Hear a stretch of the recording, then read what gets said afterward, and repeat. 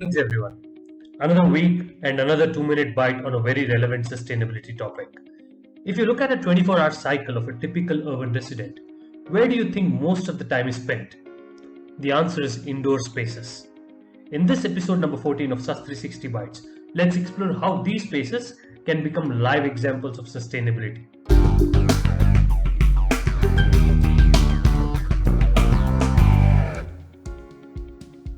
Let's look at why buildings through some numbers.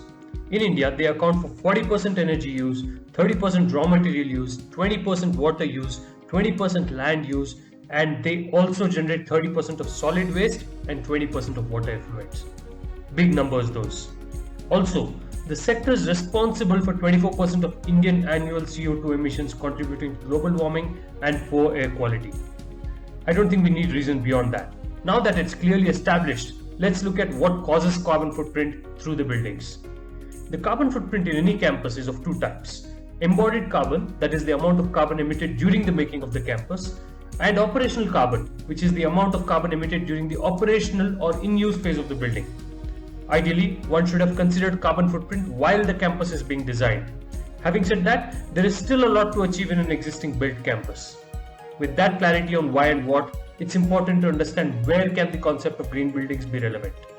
Corporate campuses, industrial parks, educational institutions, residential societies, hospitals, malls, warehouses, airports. Pretty much every build space out there can be a good candidate for green buildings. And how can they get there? Every campus can go with established green building norms from known authorities in this space: LEED, IGBC, Griha, GEM, etc.